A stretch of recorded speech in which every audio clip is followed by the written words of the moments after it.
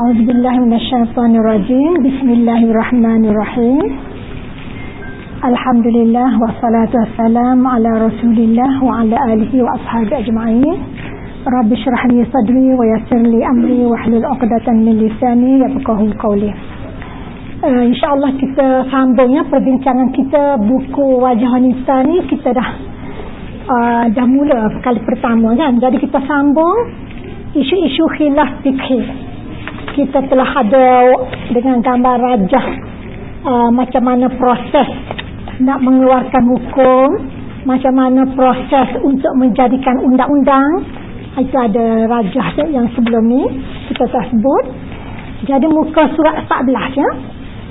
Muka surat 14 isu-isu khilaf fiqh. Kenapa hukum fiqh ni khilaf?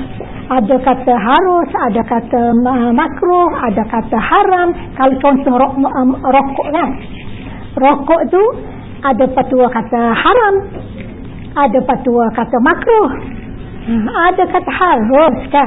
Itu kita tengok, itu dipanggil khilaf fiqh. Khilaf di segi hukum fiqh. Jadi rajah yang kita telah bincang sebelum pada ni menunjukkan apabila tiada nas berkaitan, bila tak ada nas yang jelas. Nas ni maknanya ayat Quran ataupun hadis.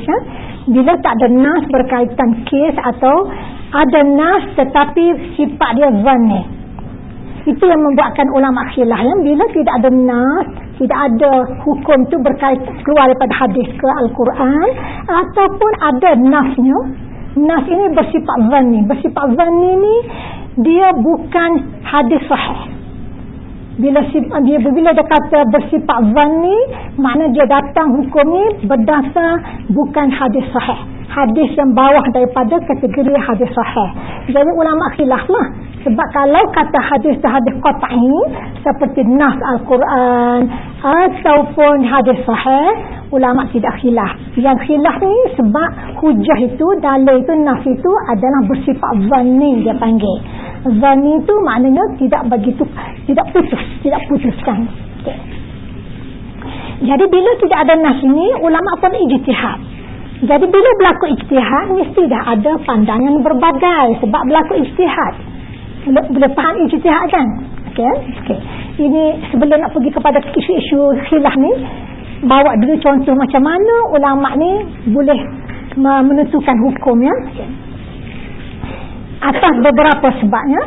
Jadi maknanya bila dah bersifat zanni, atas beberapa sebab secara tabi'i ijtihad akan membawa kepada khilaf. Bila kita sebut hukum ini melalui ijtihad ulama, bila sebut melalui ijtihad ulama, maka secara tabi'i, secara tak langsung dia akan berlaku khilaf lah. Ada pandangan begini, ada pandangan begitu, ada macam tu kan. Isu khilaf dibincangkan di sini sebagai asas dalam menentukan pendirian dan sikap terhadap khilaf fuqaha dalam menentukan hak muka.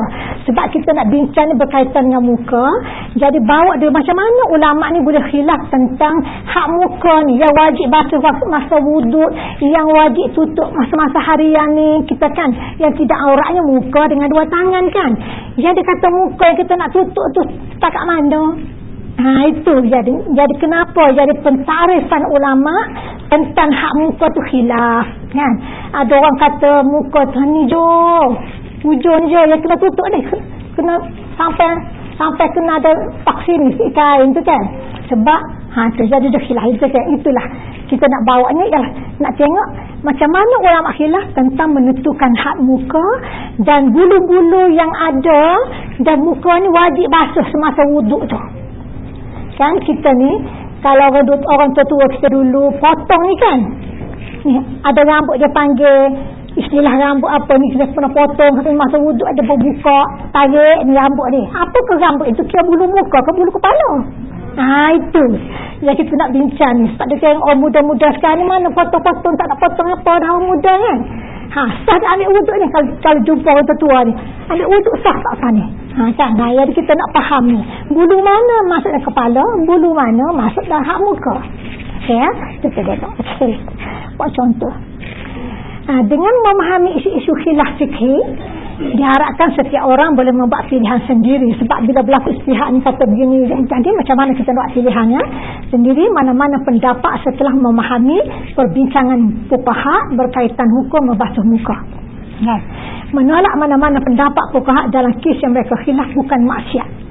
Makna kalau kita katalah kita tak berpegang benda ni, isu ni khilaf ulama. Yang dikata harus, yang tak kata harus. Kita nak berpegang mana-mana berdasar kepada hujah masing-masing. Jadi makna itu bukan satu kesalahan. Bukan satu maksiat, bukan satu kesalahan. Okey. Jadi dalam buku yang ditulis oleh Yusuf Qaradawi ni, As-Sahwah Islamiyah ni, ada satu buku yang ditulis oleh Prof. Dr. Yusuf Qaradawi ni menghuraikan isu mengenai khilaf dan panjang lebar. Buku ni dia bincang macam mana berlaku khilaf dan apa sikap ulama itu bila berlaku khilaf tu, apa sikap ulama. Bukanlah nak fitnah menjatuh siang-siang tak. Bila berlaku khilaf tu, macam mana sikap seorang ulama dalam kikiran khilaf ini, ya. Dia kata, jadi dalam buku ni, kalau baca buku Yusuf Qaradawi tulis ni, memang faham macam mana berlaku khilaf. Sebab kita ni sentiasa berlaku khilaf, tak ada benda yang tak khilaf, kan. Penulisan tersebut dia ringkaskan sereka-ringkasnya, maknanya tak bawa semua apa yang ditulis oleh Yusuf Qaradawi. Pada hakikatnya khilaf merupakan sunnah alam. Kita kena faham benda khilaf ni memang sunnah alam, tidak ada 100% sama, ya. Satu jenis alam juga tidak sama, semuanya berpasangan. Ayat 49 surah Az-Zariyat menjelaskan bahawa Allah SWT menciptakan setiap sesuatu berpasangan. Itu jelas dalam Al-Quran. Allah Ta'ala menciptakan berpasangan, kan. Ayam ada pasang, itik ada pasang, kerbau ada pasang, kan. Itu binatang, ya, semua ada berpasangan. Kita tengok, ya. Ni tidak sama antara satu dengan pasangannya. Sebagaimana firman Allah, wa min kulli syai'in khalaqna zawjayn la'allakum tadhakkarun. Itu jelas Allah Ta'ala sebut dalam surah Az-Zariyat 49-nya. Dan tiap-tiap jenis kami diciptakan berpasangan, dan setiap jenis tu, jenis apa yang ada dalam alam ini, Allah Ta'ala kata kami ciptakan berpasangan supaya kamu mengingati kekuasaan kami. Kekuasaan kami itu kekuasaan Allah. Okey. Ada yang tak berpasang ni. Jadi kenapa kita ada wanita, ada lelaki, kan? Jadi tak boleh kata saya nak lelaki je. Tak boleh, kan? Sebab itu dia ada pasangan dan ada tugas dan peranan masing-masing, kan? Ada peranan masing-masing. Ya.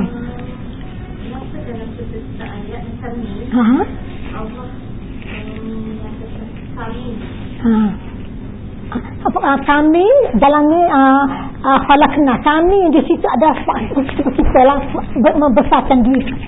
Bahasa dari segi bahasa kita sebut kami ni makna kita membesarkan diri kita lah, kan. Di segi bahasa, ya, di segi bahasa. Bukan kami itu menunjukkan Tuhan berbilang, tak. Bukan.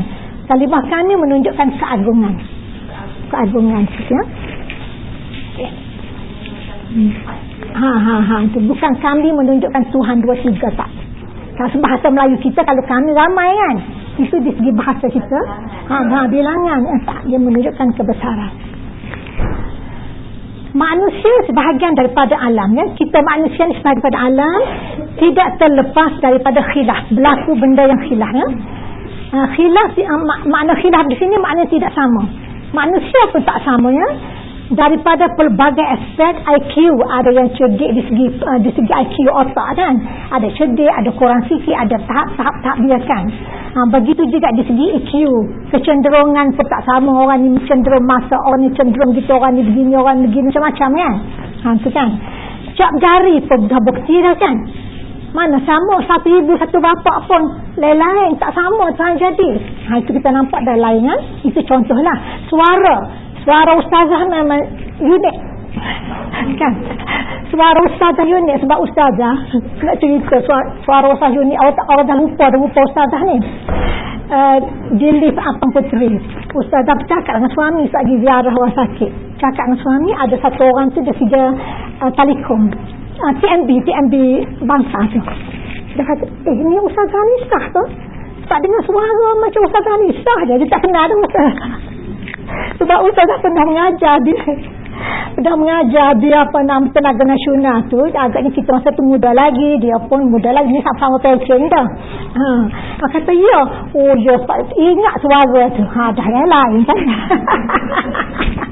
Saya nak ceritanya suara tu tak sama kan. Warna kulit, raut wajah tak sama, wajah adik-beradik pun tak sama dan lain-lain. Itu menunjukkan Allah Ta'ala jadi khilaf tak samanya. Itu dalam konteks manusia, kita tak pergi lagi ke alam lain kan. Ayat 22 surah Ar-Rum menjelaskan antara tanda-tanda kebesaran Allah. Allah SWT mencipta 7 lapis langit dan bumi dan berbeza atau tidak sama bahasa manusia. 7 lapis bumi dan bahasa percakapan pun tak sama kan. Jawa, Aceh dan lain dah kan? Makna yang nak cerita kan. Wa min ayatihi khalqus samawati wal ardi wa ikhtilafu alsinatikum wa alwanikum inna fi dzalika laayatin lil alimin. Dan di antara tanda-tanda kekuasaan Allah ialah kejadian langit dan bumi dan perbezaan bahasa kamu dan warna kulit kamu. Sesungguhnya yang demikian itu mengandungi keterangan-keterangan bagi orang yang berpengetahuan. Maksudnya menunjukkan keterangan, menunjukkan hujah dan bukti-bukti kebesaran Allah SWT kan. Okey. Kemudian kita pergi tajuk pengertian khilaf. Apa yang disebut? Malah nak terjemah ke Melayu supaya kita faham bila sebut khilaf tu apa. Kata itu bahasa Arab dimelajukan. Ada 3 pengertian. Khilaf ni ada tiga definisi berkaitan dengan khilaf dalam bahasa Arab. Pertama, khilaf tidak sama, berbeza. Itu kita faham kan? Tidak sama suara kulit, warna kulit tak sama. Tidak sama, berbeza. Ikhtilaf. Bahasa Arab kata ikhtilaf. Ikhtilaf makna bertembung, bertentangan pandangan. Bertembung. Tak sama pandangan, pendapat. Itu ikhtilaf. Ikhtilaf fuqaha. Pandangan fuqaha tak sama. Bertembung, bertentangan. Syiqaq, perpecahan. Dia ada syiqaq tu makna perpecahan. Dah tak boleh bersatu lagi dah. Pecahlah. Itu panggil. Khilaf lebih umum daripada ikhtilaf. Kalau kita guna perkataan khilaf, dia tu lebih umum daripada perkataan ikhtilaf. Tidak semua khilaf itu bertentangan. Kita kata warna kulit hitam, warna kulit merah, warna kulit langsak. Jadi itu bukan bermakna dia bertentangan ya. Oleh kerana ikhtilaf membawa makna pertentangan, maka Al-Quran gunakan istilah ikhtilaf seperti dalam ayat 37. Fakhtalafal ahzabu min bainihim. Kenapa Allah Ta'ala tak kata khalafal ahzab? Dia guna fakhtalafa. Fakhtalafa di segi ikhtilaf tu masdar. Apa bahasa Melayu masdar? Daripada kata akalnya khalafa, dia pecahan. Kita kalau kita agak masdar ni macam bahasa Melayu apa orang nak sebut ni, dia pecahan daripada kalimah takkan jadi kita katalah takut, ketakutan apa benda gitulah kan. Itulah kan. Apa dia bahasa Melayu lama tak belajar bahasa Melayu kan kita disebut bahasa Arab ni. Jadi Al-Quran menyebutkan dalam surah Maryam ayat 37, fakhtalafal ahzabu min bainihim. Maka kaumnya itu berselisih, bertentangan, berselisihan sesama sendiri. Berselisih sesama sendiri kan? Itu. Jika pertentangan membawa perpecahan, kalau benda yang bertentang membawa perpecahan, Al-Quran menggunakan istilah syiqaq. Syiqaq, tak guna kalimah ikhtilaf. Sebab dia telah membawa kepada perpecahan. Kalau kata ikhtilaf ni bertentang, dia tak pecah. Tidak pecah, dia bertentang pandangan. Tapi kalau sebut syiqaq, memang tak boleh nak satukan lagi. Dah pecah dah. Sebagaimana kita tengok dalam ayat 35 surah An-Nisa, wa in khiftum syiqaqa bainihuma fab'asu hakaman min ahlihi wa hakaman min ahliha. Ini dalam konteks pasangan suami isteri ya, pasangan suami isteri.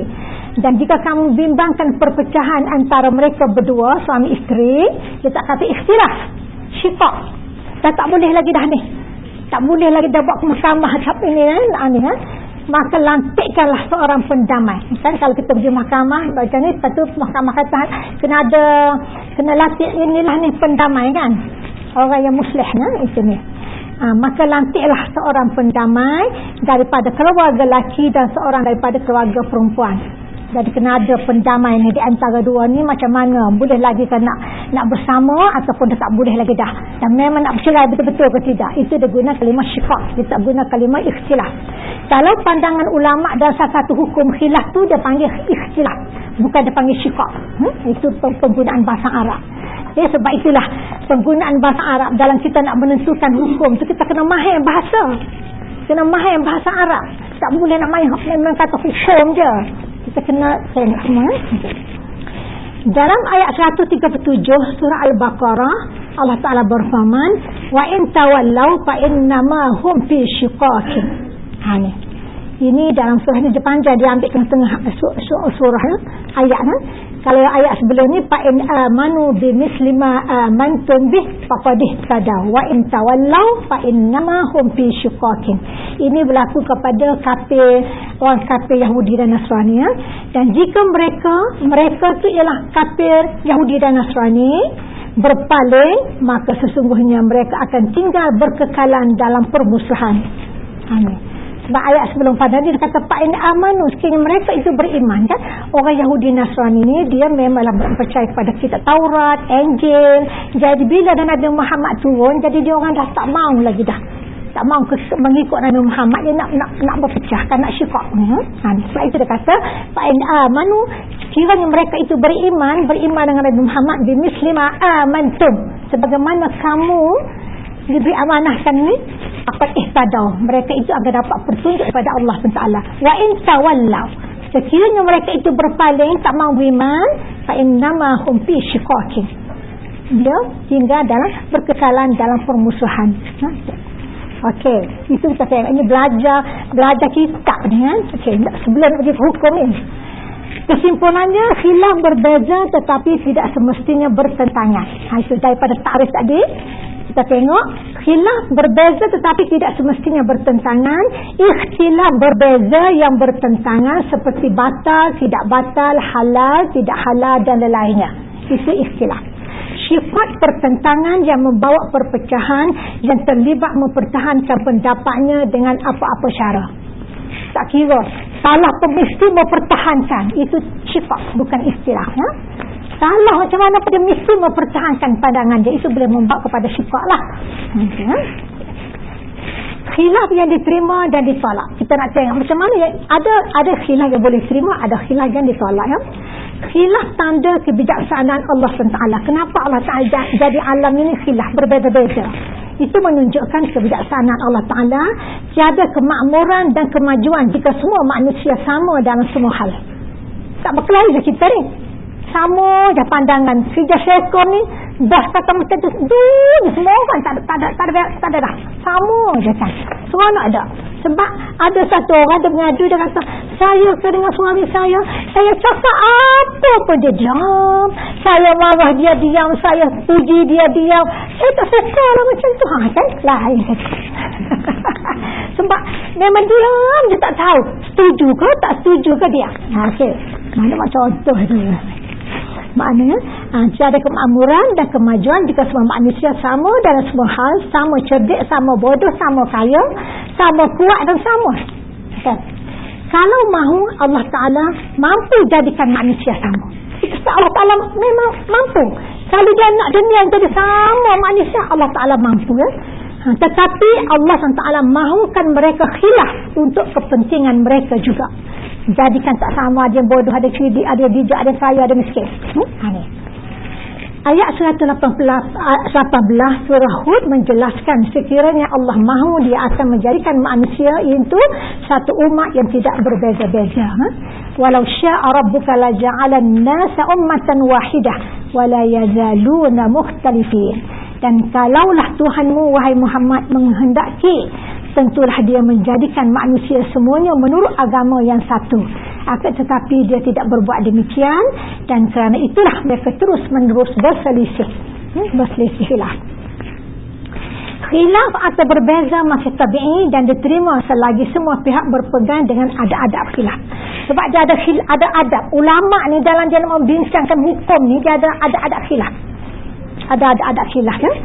Khilaf tidak diterima apabila membawa kepada khilaf dan syiqaq, membawa kepada perpecahan. Itu tak boleh terima, ya. Faedah khilaf dapat mengebukakan berbagai-bagai andaian dan sudut pandang. Riyadhah fikriyah bahasa Arabnya. Riyadhah fikriyah ni maknanya membuka ruang berfikir.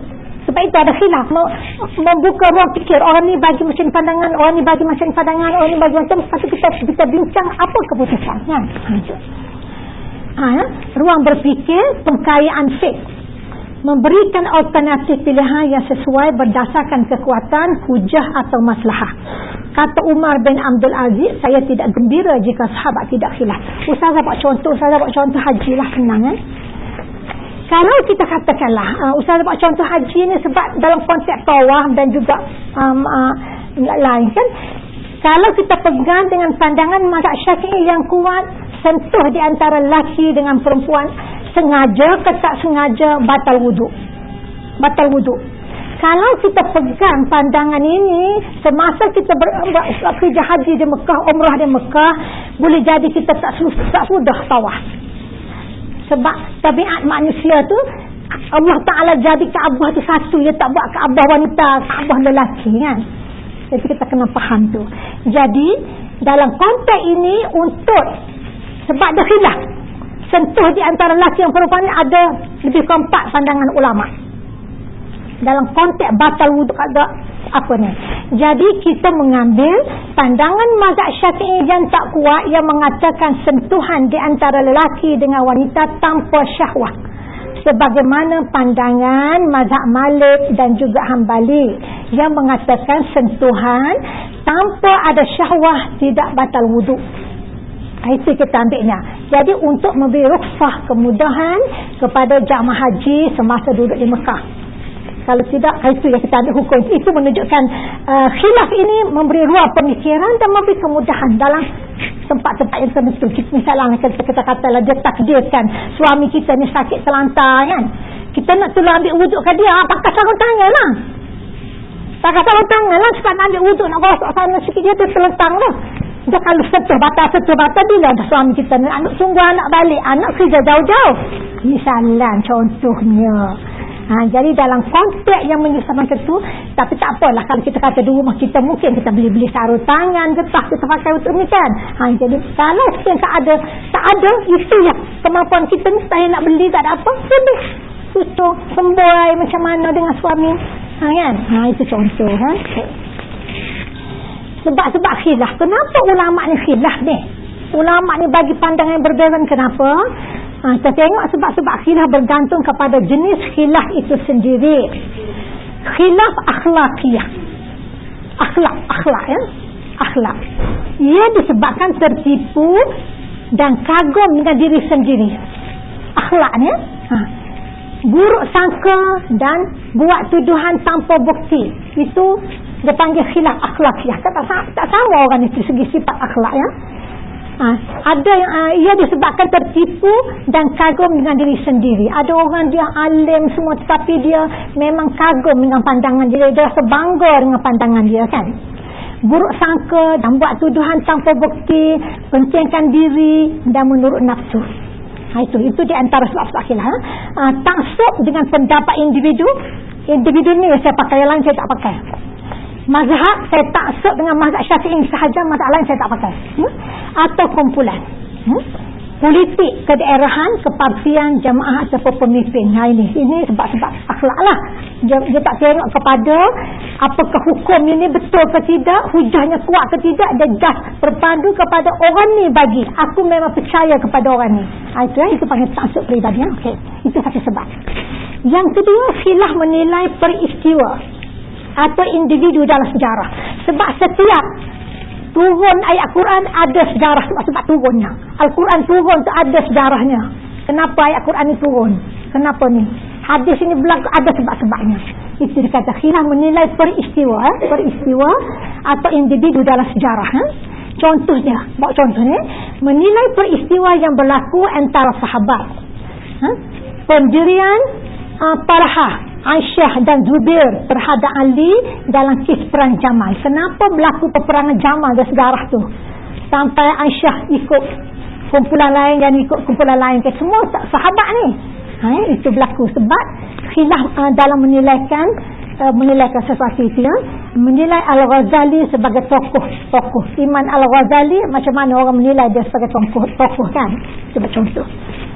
Okey, jadi masalahnya khilaf akhlakiyah dan juga sebab-sebab peristiwa yang berlaku itu orang memberi berbagai-bagai andaian.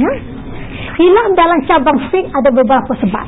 Kalau masalah fiqh ini dia ada cabang furu', ada cabang-cabang kan. Jadi khilaf dalam masalah fiqh, cabang fiqh ni ada beberapa sebab.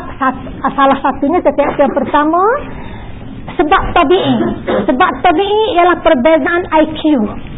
Orang yang memberi, yang nak bagi hukum tu IQ tak sama ya, IQ dan juga EQ dia tak sama, kecenderungan dia. Perbezaan pengalaman mujtahid tu dia melihat sesuatu perkara jauh, dia memandang sesuatu tu jauh. Dia buat hukum ni untuk kegunaan 20 tahun akan datang misalnya. Ada orang tu tak tengok ni je, bahasa ni je. Itu cara. Perbezaan pengalaman mujtahid, perbezaan kecenderungan individu, perbezaan persekitaran, perbezaan adat arisan, budaya dan kebiasaan setempat. Sebab itu kita kena tengok uruf tu. Kalau sebut budaya, uruf lah bahasa Arabnya tak sama. Budaya orang Kelantan lain, budaya orang Kedah lain. Sebab itu masa dulu petua ulama dulu di Kelantan lah, kalau orang pakai topi sekarang kan kita biasalah nak pergi kalau ada majlis untuk sokan ke apa, pakai topi yang ada ni apa panggil topi apa tu, cap. Tu kalau dulu di kampung orang pakai cap di kape. Ulama dulu kata kape pakai, sekarang ni relax je. Maknanya uruf, suasana dan berbeza. Orang Kelantan dulu pakai ni kape, dia mandi di telaga berkembang tu tak kape kan. Maknanya orang Kelantan dulu kampung-kampung telaga di luar. Orang Kelantan ada orang Kelantan tak? Ini mungkinlah entum orang baru dah tak ada dah. Orang baru sekarang dah bilik air dalam rumah dah ada pipe dah. Dulu dia tak ada telaga satu tu. Semua orang mandi. Suamimu mandi, isterimu mandi, aku mandi. Pakai apa mandi? Pakai baju, pakai tudung. Tak pakai baju, tak pakai tudung, pakai kembang. Isterimu tengok suami aku, Masya Allah. Tapi ulama diam, tak ada apa. Masa tu nak ceritanya tu tahun 70-an barulah kesedaran aurat itu. Itu nak ceritanya tu. Maknanya jadi ulama pemula perasan. Ada mula dah ni kan nak cerita tu. Sebab apa IQ-nya tu. Dan tidak ada melihat nas tentang aurat itu secara mendalam. Kan? Okey, nak cerita tu. Maknanya IQ tu. IQ tu. Okey. Itu. Yang kedua, sebab-sebab berkaitan nasyarah. Ini berkaitan dengan mujtahid itu sendiri. Kalau mujtahid itu orang yang memandang jauh, cara dia membagi fatwa tu macam mana kan? Itu di segi IQ dan EQ seseorang tu lah. Tapi yang kedua ni berkaitan dengan nasyarah. Nasyarah itu sendiri. Tabiat bahasa Arab. Orang ni kuat tak bahasa Arab ke tidak? Bahasa Arab. Sebab bahasa Arab tu dia ada tersendiri. Sebab Al-Quran bahasa Arab, hadis bahasa Arab, kita kena faham uslub bahasa Arab tu. Sebab itu kalau orang dulu masalah zihar isteri kan, kalau tanya orang Melayu zihar isteri ni, faham tak zihar ni? Kita ada bincang kan, zihar isteri, menyerupai isteri dengan keluarga, dengan mak, dengan orang yang diharam kahwin dengan kita. Kita katalah mak kita ni mak kita tak mati kata belum ada lagi pun, isteri kita pun pakai tudung. Kita kata macam mak lah kan. Suami tu kata ke isteri dia bila pakai tudung tu, mak dia ke kampung tu, bila isteri pakai tudung, ingat ke mak lah, macam mak pakai tudung ni kan. Kalau tanya ulama kita ni, zihar dah. Itu bukan di segi bahasa zihar ni. Orang dulu sebelum kedatangan Islam, bila sebut zihar ni, maknanya dia tak nak melakukan persetubuhan dengan isteri dia tu, nak bercerai. Itu makna zihar tu. Bukan kata teringat rupa mak macam tu, Allah rupa mak dah zihar dah, jenuh lah kan. Maknanya pemahaman kalimah zihar itu kita kena faham ya. Ini katakan memahami bahasa Arab tu ya. Sebab dia ada konsep. Dulu-dulu tak boleh ni kalau sebab dia ada konsep ni, panggil mama ni kan. Itu kita kena faham uruf. Sebab apa kita panggil mama? Sebab ada anak kepada mama, kita tak zahirkan mama anak, baba anak. Kita ada orang kata dah ini dah dia ni panggil mama kepada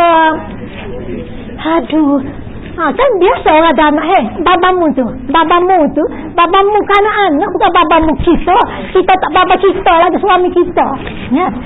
Itu nak cerita uruf budaya tu kita kena faham ya. Ini jangan buat hukum dah masyarakat ni zihar habis dah kahwin ada anak, belum kahwin tak panggil pun baba mama ni, panggil abang-abang. Bila dah ada anak je tak panggil abang dah, panggil babamu. Orang kampung kita ni ayahmu kan, orang kampung dulu kan. Itu budaya uruf kita kena faham. Hukum tu tak boleh nak mengharam tak salah ya. Itu kita kena faham. Okey, ini nak cerita tentang ulama nak menentukan hukum supaya enten tak pening kan. Kalau baca tu perhati tengok dulu, tak pening nak menentukan hukum. Okey, itu tadi bahasa ya. Banyak atau sedikit nasyarat yang ada pada seseorang individu. Banyak mana dia dapat menilai hadis-hadis tu, ataupun dia ada satu hadis tu je. Ada satu hadis tu, sebab hadis ni berbagai-bagai. Banyak mana dia ada hadis. Sebab kita katakanlah cara semayang tu akad kembir tu, ada yang hadis tentang dengan telinga, ada hadis tekak bau. Kalau kita just baca hadis tentang dengan telinga, tengok orang tak sah jamu semayang. Sebab gitu kamu buat, gini aku baca hadis. Satu tu dia tahu hadis kan. Maknanya kalau kita tak banyak hadis, kita hanya tahu satu tu, jangan kita tak faham, jangan lagi. Itu maksudnya kan. Jadi jangan mudah gitu. Banyak atau sedikit nasyarat yang ada pada seseorang individu. Penerimaan dan penolakan sesuatu nas. Ada penolakan kepada nas hadis. Perbezaan penafsiran ke atas sesuatu nasyarat. Ada yang intelektual tinggi, dia faham hadisnya lain. Ada melihat yang tersurat. Ada yang melihat tersirat. Hadis Rasulullah ini yang ni faham hanya tersurat macam tu je. Ada yang faham tersirat. Kita buat contoh ya. Contoh, Rasulullah SAW memerintah sahabat supaya solat asar di Bani Quraizah, satu kampung Bani Quraizah. Dalam perjalanan ni Rasulullah kata kita semua semayang asar di Bani Quraizah, di satu kampung Bani Quraizah. Jadi bila Rasulullah kata macam tu, apabila waktu asar masuk di dalam perjalanan ni, berjalan Rasulullah SAW di Bani Quraizah. Jadi bila dah berjalan masuk asar, apabila masuk waktu asar, sebelum sampai ke Bani Quraizah, setengah sahabat solat asar. Masuk waktu asar, semayang asar, tak sampai lagi Bani Quraizah tu. Semayang asar kerana waktu asar sudah masuk, dan mentafsirkan arahan baginda bermaksud supaya berjalan cepat agar dapat sampai di Bani Quraizah sebelum asar. Rasulullah kata kita kena semayang asar di Bani Quraizah. Dia faham Rasulullah sejalan cepat supaya kita dapat sampai. Jadi dia pun bila masa asar semayanglah dah cepat. Dia faham Rasulullah kata macam tu, dia tersiratnya supaya kita semua ni jangan pelan-pelan, jalan cepat. Okey, dia pun semayang. Sebahagian yang lain tidak melakukan solat, tak semayang asar, sebab zahir arahan itu baginda SAW suruh semayang solat asar di Bani Quraizah. Tak semayang lah. Jadi ada yang semayang, ada yang tidak. Jadi kita tengok ya. Jadi bila begitu jumpa Rasulullah, dah dua puak ni, yang ni semayang, yang ni macam mana ni semayang kita orang ni. Kedua-dua lagi betul Rasulullah kata, tak ada apa. Hak ni faham zahir, hak ni faham tersirat, tak ada apa lah. Yang kita tak degung balah ni, hak ni faham sini, hak ni faham sini. Dan kiamat ada balah ni kan? Maksudnya tu kan. Itu tak sahabat Rasulullah masih hidup lagi ni. Hak tak dah Rasulullah tak ada ni lagi kan. Nanti kan. Okay. Yang ketiga ya, sebab khilaf yang ketiga ialah kaedah usuliyah. Kaedah usul ni asas untuk kita menentukan hukum. Dia ada kaedah untuk kita menentukan hukum. Dia dipanggil usuliyah, asasnya. Antara fuqaha, manahij fuqaha, dia ada asas tahu. Mazhab Syafi'i ada metodologi dia. Mazhab Hanafi ada metodologi dia untuk mengeluarkan hukum. Maliki ada, Hanabilah ada. Jadi orang macam kita orang ni pelajar syariah belajar metod ni. Metodologi hukum setiap mazhab kita orang belajar sikit. Dia ada metod tu. Mana fuqaha atau kaedah penyelidikan fuqaha dan melakukan istinbat. Istinbat maknanya mengeluarkan hukum ya. Mengeluarkan hukum tidak samalah, metod tu tak sama ya. Ada terima qiyas dan ada tidak terima. Kita ni kita kena faham sumber hukum yang ulama semua sepakat ialah Al-Quran, hadis, ijma', qiyas. Itu kita kena faham. Ini sumber hukum semua ulama tak mazhab ni berpegang, tak berkhilaf ni.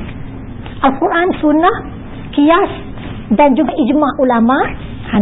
Itu sumber hukum yang ittifaq, dia panggil sepakat. Ada sumber hukum yang mazhab ni terima, yang mazhab ni tak terima. Ada sumber hukum seperti kita kata istihsan, istislah, sadu zari'ah, uruf. Itu nama-nama sumber hukum. Kita buat contoh misalnya sadu zari'ah. Kita ambil contoh, kenapa haram bergaul di antara lelaki dan perempuan. Kan kita kata, kenapa haram bergaul lelaki yang tidak ada batas lah, bergaul kenapa haram? Kan? Sebab apa haram? Sebab itu kita tengok ada yang nak sekolah ni diasingkan lelaki dengan perempuan supaya tak berlaku khilaf. Tak berlaku percampuran, tak berlaku pergaulan dah. Ada kata macam tu. Jadi kita tengok di segi sadu zari'ah ni untuk menutup pintu-pintu yang boleh membawa kepada kesan bila bergaul lelaki yang perempuan terlalu rapat sangat ni boleh jadi macam-macam benda fitnah yang berlaku. Jadi dipanggil dia berpegang kepada kaedah menutup pintu-pintu yang boleh membawa kepada fitnah. Janganlah bergaul terapat sangat, bertepuk tapa lelaki perempuan kan. Dalam mesyuarat mu tepuk aku tepukmu, boleh nak mesyuarat bersama, tak jadi masalah. Tapi kita kena jaga percakapan, mata, pandangan macam mana, sentuh menyentuh tidak ada adabnya. Itu maknanya. Sebab kita tak nak sadu zari'ah tu maknanya kalau bergaul yang terlalu rapat boleh menimbulkan benda-benda boleh membawa fitnah, terutamanya suami orang, isteri orang. Itu dia panggil berdasar kepada kaedah sadu zari'ah ya. Itu kita buat contoh. Itu contohlah. Dia ada kaedah-kaedah tertentu ya. Okey. Kemudian itu buat contoh lah. Bukan nak belajar usul fiqh ini termasuk dalam subjek usul fiqh. Orang belajar syariah ni, jangan belajar sekarang. Pendirian mendepani isu khilaf. Macam mana sikap kita bila kita mendepani isu-isu khilaf ulama ni? Macam mana sikap? Tengok. Pendirian yang perlu diambil dalam mendepani isu ini adalah seperti berikut. Kalau berlaku khilaf satu hukum ni, yang ni kata haram, yang ni kata haram. Kita buat contohnya rokok lah. Rokok ya. Rokok ni haram. Petua kebangsaan haram. Selangor haram. Rokok ya. Pertama, ikut pendekatan sederhana. Sebab kita tanda, kalau tak ikut sederhana akan berpecah. Ikut pendekatan sederhana. Yang kedua, jauhi sikap melampau. Tumpukan ayat muhkamat, bukan mutasyabihat. Ayat muhkamah ni ialah ayat yang Allah Ta'ala datang dah jelas dah. Aqimus salah. Aqimus salah memang wajib salat kan. Tak ada siapa pertikaikan salat wajib. Aqimus salah. Kita ayat muhkamah dia panggil.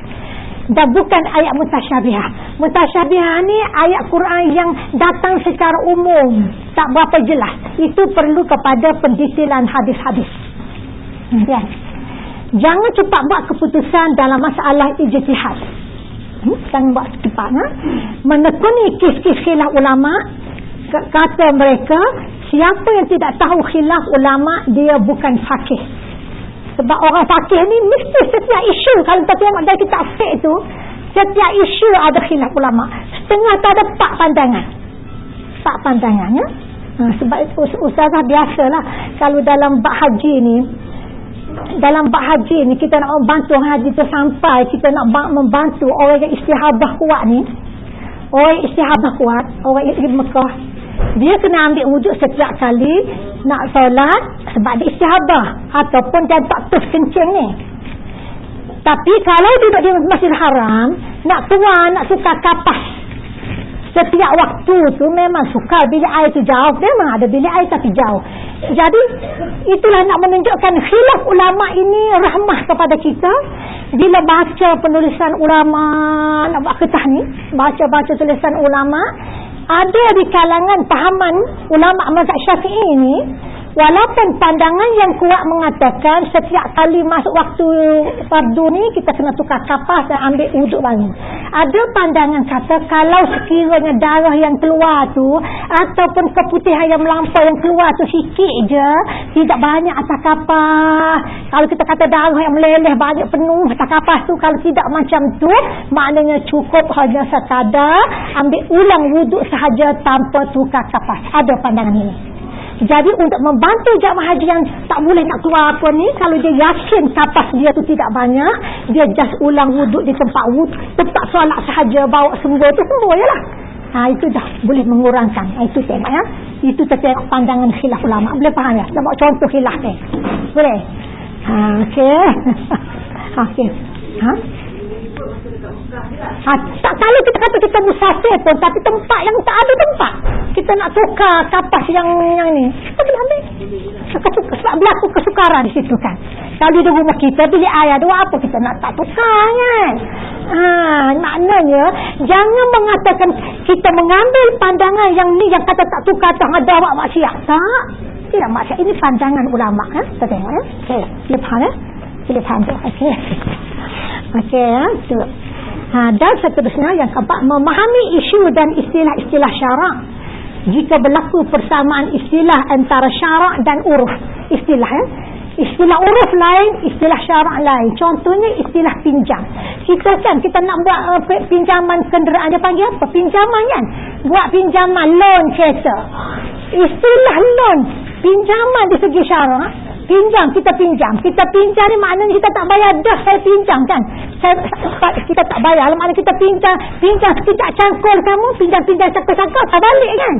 Itu istilah syarak. Bila sebut istilah syarak, sebut pinjam ni atau balik. Sedangkan di segi ni uruf kita, bila sebut di segi uruf kita pinjam atau balik kan, katakan.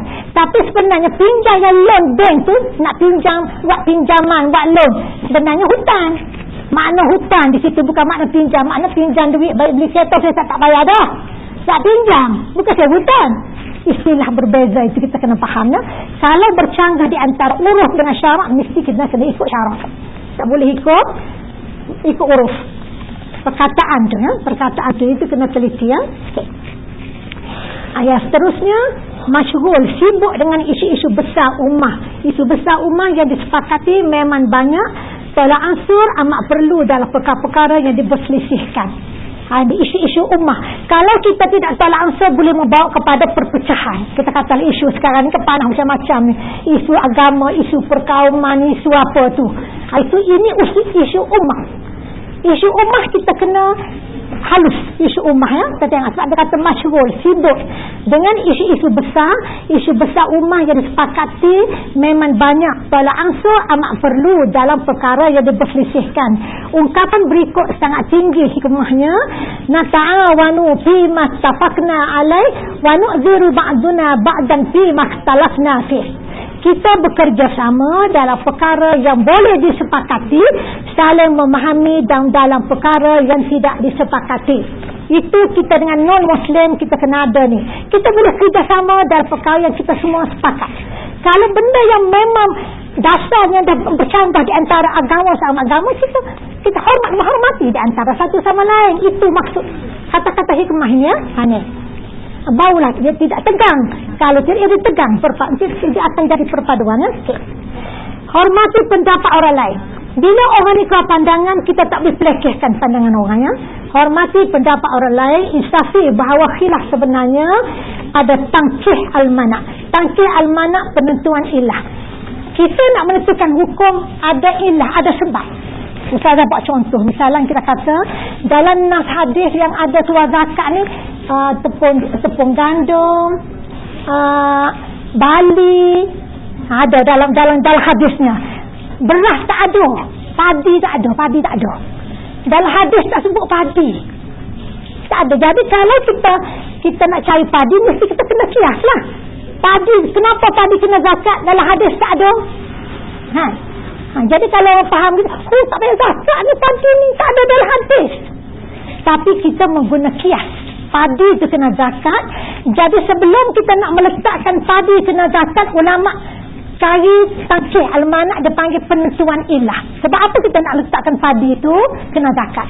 Pertama, padi ni makanan asasi umat Melayu. Orang Melayu kita Malaysia, padi ni, beras ni makanan asasi kau roti kita ni. Padi kan, beras. Ataupun padi ni sebab benda yang tahan lama, boleh simpan bertahun-tahun. Sebab tu. Pak keluar tu sebab ni. Pak keluar sebab ulama nak menentukan hukum ni. Pak keluar sebab apa nak kena zakat padi? Pak keluarlah tahan lama, simpan, asasi makanan asasi manusia, apa-apa lagi. Jadi tangkih al-mana' ni ulama kena mencari satu sebab yang memang tak boleh dipertikaikan lagi. Dia panggil jami' manik, tak boleh orang pertikaikan lagi. Bila sebut padi adalah makanan asasi bagi umat Melayu ni, maknanya itulah sebabnya, sebab padi adalah makanan asasi kita, maka dia wajib zakat.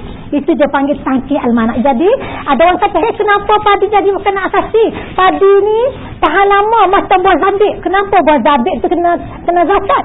Zabit kering kena zakat, dia tahan lama simpan. Kurma kena zakat, dia tahan lama simpan. Itu dia ada dah. Benda-benda macam tu lah. Kita buat contoh ni kan. Okey, ada khilaf. Sampai macam tu lagi kan. Nak pergi ke hukum wuduk dia panjang lagi. Nak habis ni. Okey, kita buat. Nak suruh faham dulu. Ada khilaf. Dalam khilaf ada adab berikut. Mestilah dijadikan disiplin diri. Pertama, insafi khilaf adalah tabi'i dan sunnah alam. Ikhlas kepada Allah dan tidak mengikut nafsu. Kita ni kena ada. Tidak taksub kepada pendapat sendiri, mazhab, menutan mazhab, puak, parti ataupun jamaah. Kena buang sifat taksub. Barulah kita damai. Baik sangka dan bersikap lunak terhadap orang lain. Nak cari baik sangka lunak dia payah ni. Dia payah ni. Ini jadi ada empat adab ni, insya-Allah. Orang tak terima pandangan kita tak ada apa. Kita dah buat ketak kerja elok, kita rasa inilah pandangan kita dengan hujah-hujah kita. Orang tak terima, tak apa. Kita boleh pandang dah. Sihat itu tak nak orang macam ni kan. Dalam perbincangan syura kita nak menentukan hukum ini, berdebat orang tu buat ketahuan, bincang. Orang tak boleh terima pandangan kita, apa? Kita patut anggap mu ke alim, aku pun alim juga, takkan dah hajan, tak apa kan. Kita sebab nak menentukan hukum, nak cari kesepakatan hukum itu. Sebab Ustazah selalu buat contoh dalam haji lah, sebab kita mudzakarah haji, kita buat ketak kerja untuk nak menentukan kita nak mengambil hukum yang mana untuk jamaah haji ni. Buat ketak, bincang, berdebat gitu gini, macam mana buat hati semua. Kalau patut kita ambil. Maknanya bukan pandangan kita faham. Itu cara ya. Maknanya yang kita buat ketanya orang tak terima. Okey, tak apa. Jangan ada rasa aku bijak pada mulamu, tak ada PhD, aku ada PhD. Tak boleh nak membabit benda-benda macam tu ya. Okay. Yakin bahawa kebenaran ialah yang dikehendaki Allah. Semua yang berijtihad berusaha mencari kebenaran. Sebab kita mencari hujah dalil apa semua ni kan. Mujtahid yang betul mendapat 2 pahala, kita ingat. Orang yang nak mencari hukum macam mana ni, kalau betul dia dapat 2 pahala, tersalah mendapat 1 pahala. Sebab itu nak mencari hukum baru ini mesti ikhlas. Mesti ikhlas ya. Ni kalau salah dapat 1 pahala, kalau betul dapat 2 pahala ya. Tiada pihak boleh mendakwa dia benar dan orang lain salah. Sebab itu kita kata, kenapa mazhab Syafi'i kata macam ni, kenapa mazhab Hanafi kata macam ni? Sebab dia ada metodologi dia masing-masing. Jadi jangan kita kata orang yang berpegang dengan mazhab Syafi'i betul, orang mazhab lain salah. Tak, semua betul. Kalau salah dia dapat 1 pahala. Iman mazhab tu, ulama-ulama dulu tu kalau salah ijtihad dia akan dapat 1 pahala. Sebab itulah kita pergi Mekah, mana kita kunut. Mana kita kunut saat subuh kan, iman mazhab Hanafi, mazhab Hanbali. Kita tak kunut pun. Ada orang kata ketajar kunut pendek. Tak perlu kunut pun, sah semayanya. Ini ada kunut pendek lah. Allah, mazhab Syafi'i juga. Iman tu mana? Tu kan. Jadi kita ni kena lapang buka. Okey. Semua pihak juga mungkin salah di sisi Allah.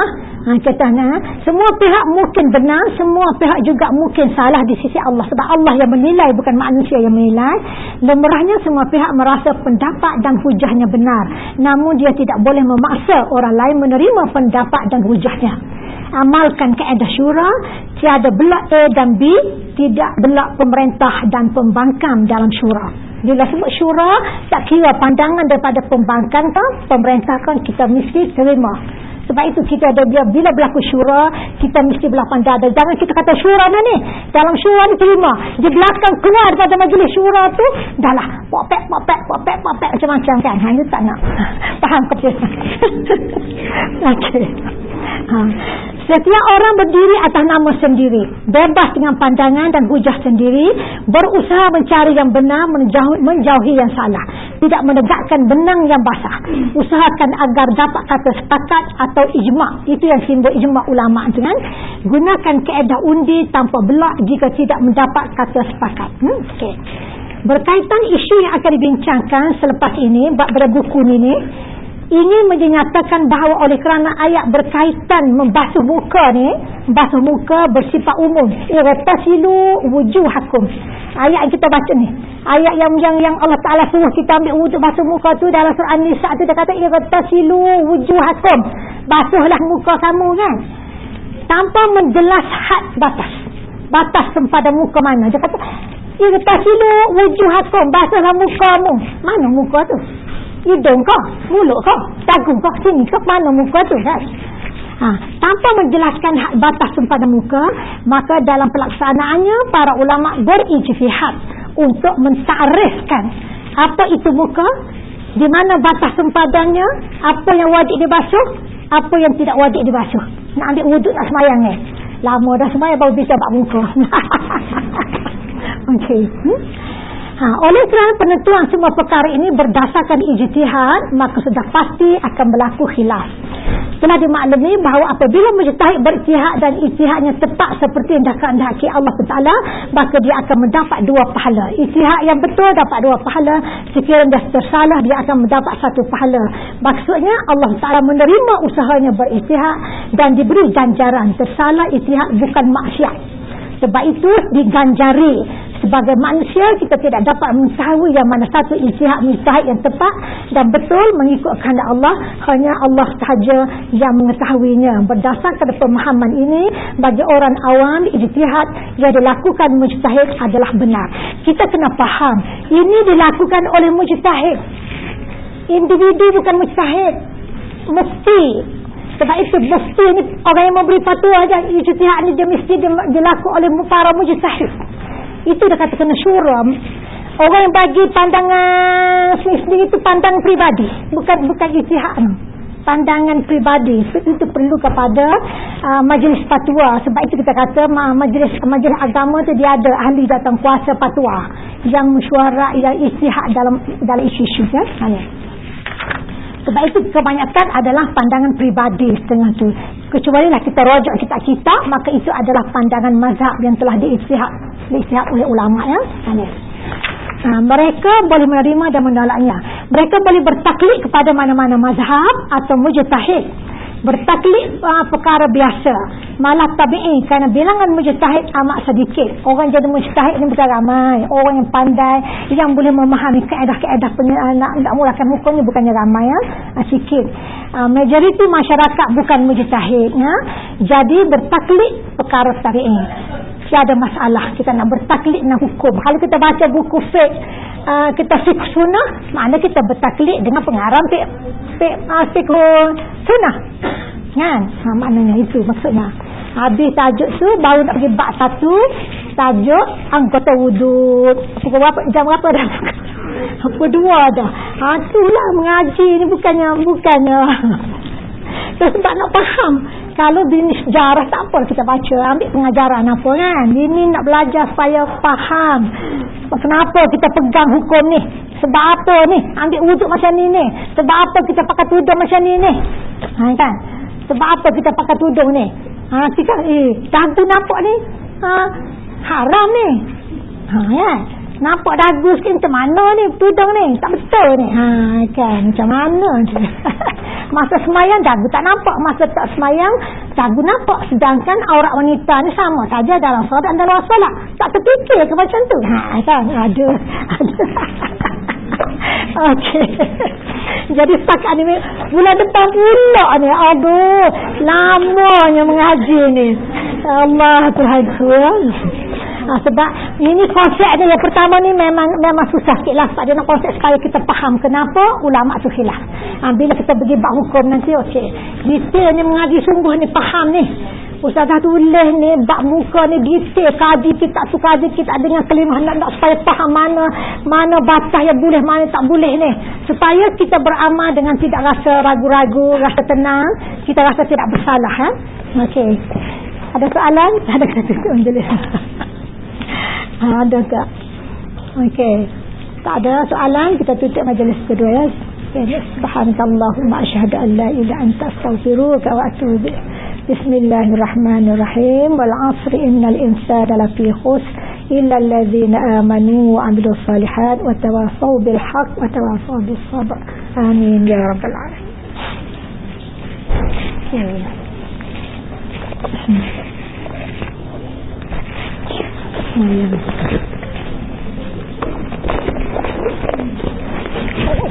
Terlupa hebat ni.